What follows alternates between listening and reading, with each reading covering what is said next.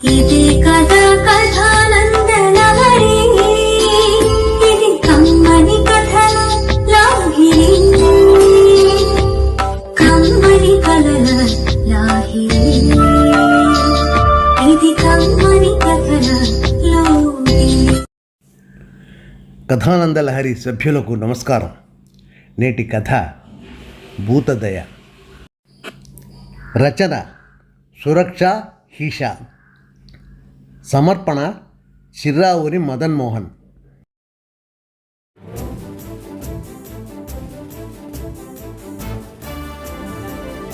ఆశా ఉష అక్క చెల్లెళ్ళు. ఉషకి కార్టూన్లు ఎక్కువగా చూడటం అలవాటు. అందువల్ల ఆ కార్టూన్లో వచ్చే పెట్లను చూసి తను కూడా ఒక పెట్టును పెంచుకోవాలని ఉబలాటపడింది.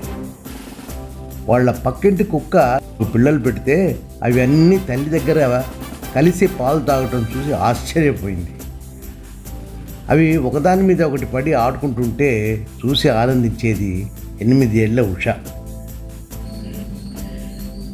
దీనికి తోడు అమెరికాలో ఉన్న వాళ్ళ కజిన్ వాళ్ళ ఇంట్లో పిల్లిని తెచ్చి పెంచుకుంటున్నారన్న సంగతి వీడియోలో చూసి తెలుసుకున్న వీళ్లకు ఇంకా కుతూహలం పెరిగిపోయింది పెట్ల మీద.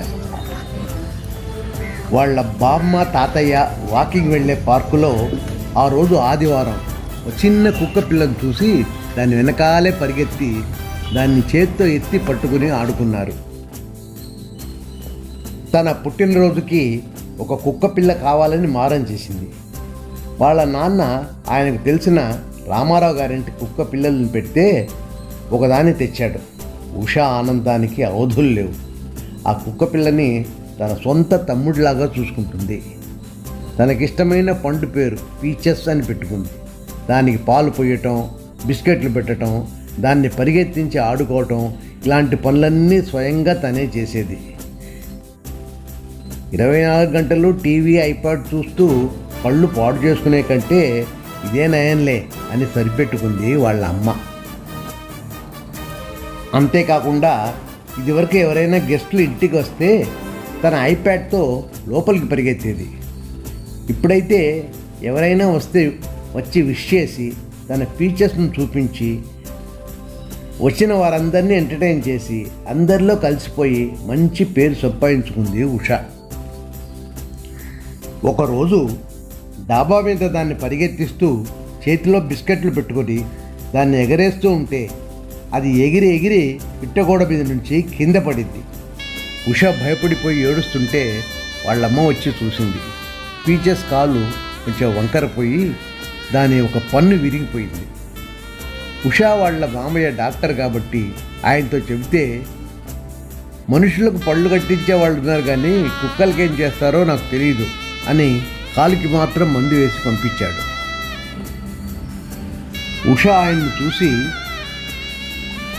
అయితే నువ్వెందుకు పళ్ళ డాక్టర్ చదవలేదు, అది చాలా కష్టమా అని అడిగింది. ఆయన ఆశ్చర్యపోయాడు. ఇంట్లో వాళ్ళు పక్కపక్క నవ్వారు. పీచెస్ పన్ను విషయం ఇంట్లో ఎవరికి చెప్పినా పర్వాలేదు లేవే, ఇప్పుడు దానికి పన్ను లేకపోతే ఏంటంట, అట్టగే ఉండని అని కొట్టిపారేశారు. వాళ్ళ అక్క ఆశ అయితే బాగా కావాలి, లేకపోతే ఎప్పుడు చూసినా ఏదో ఒకటి కొరుకుతూ ఉంటుంది, నన్ను కూడా ఒకసారి కొరకడానికి వచ్చింది, ఇప్పుడు ఈ కుక్క తిక్క కుదిరింది అని సంతోషించింది. పీచెస్ తొస్సి పన్ను ఉషకి నచ్చలేదు. అదీ కాక పన్ను విరిగినప్పటి నుంచి రస్కు లాంటివి కూడా కొరకలేకపోవటం ఉషకి చాలా బాధ అనిపించింది. ఆ దిగులుతో ఆ పిల్లకి కూడా ఏదీ తినబుద్ధి కావటం లేదు. ఏం చేయాలో తోచని ఉష తన స్నేహితురాలతో చెప్పుకుంటే ఆ అమ్మాయి వాళ్ళ పెట్ పప్పీకి ఇంజెక్షన్ చేసే డాక్టర్ దగ్గరికి తీసుకెళ్ళింది.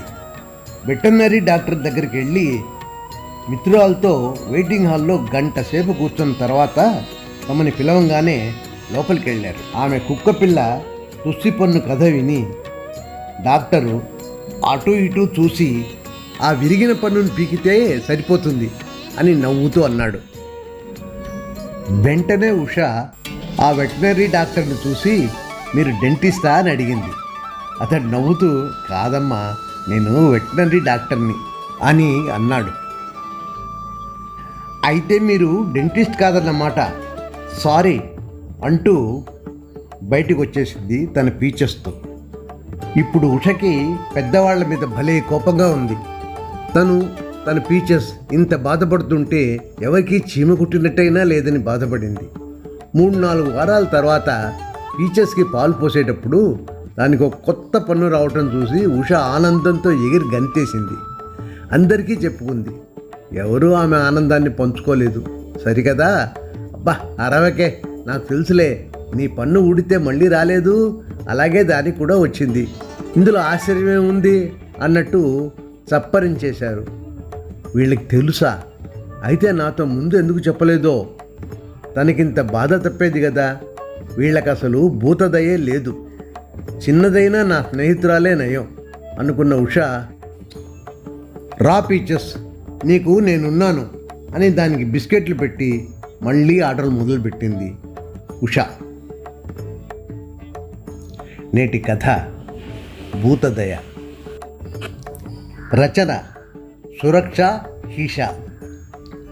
సమర్పణ చిర్రావూరి మదన్ మోహన్.